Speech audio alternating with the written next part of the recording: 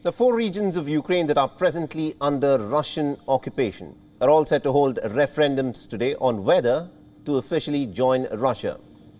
Now, this is a move that's been roundly condemned by the West and also by Kiev and has been described as nothing but a sham. Now, with this move, Moscow could potentially change the face of the Russia-Ukraine war in the days to come. Now, Russia-backed leaders and also forces in eastern Donetsk, in Luhansk, in Zaporizhzhia and also in southern Kherson have announced plans to hold the referendum starting from today till Tuesday. However, Ukraine and its allies have made it clear that they would not recognize the outcome of this referendum, and these regions together add up nearly about 15% of the Ukrainian territory that is presently being occupied by Russia. Now, Ukraine has said that Russia intends to frame the referendum results as a sign of popular support for its occupation and then use it as a pretext for annexation, similar to what it did with Crimea in 2014, which the international community is yet to recognize. The referendums have been discussed for months by pro-Moscow authorities, but Ukraine's recent victories in the ongoing war prompted a scramble by the officials. Now, Kiev this month has launched a counter-offensive, recapturing large swathes of the territory that had been originally captured by the Russians since the beginning of this war. The battlefield setbacks have swung Kremlin into action. It already considers Luhansk and Donetsk, which together make up the Donbas region, to be independent republics. Now, Russia has so far maintained that this is, of course, an opportunity for the people in these occupied territories to express their opinion. While speaking at the United Nations Security Council on Thursday, Russian Foreign Minister Sergei Lavrov said that the recently announced referendums that begin from today are being held in response to what Lavrov described as Ukraine's Russophobia.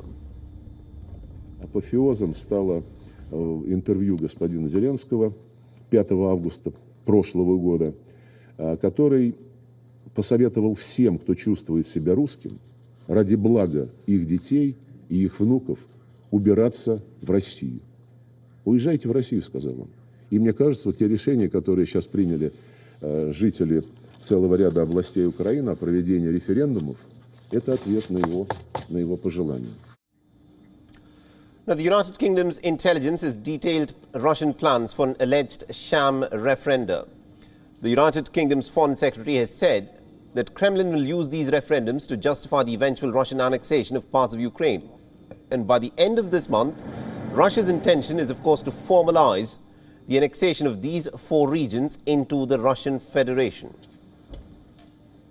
By the end of the month, Russia's intention will be to formalize the annexation of the 4 regions into the Russian Federation. This means, as of next week, Russia will consider these Ukrainian territories as being part of Russia.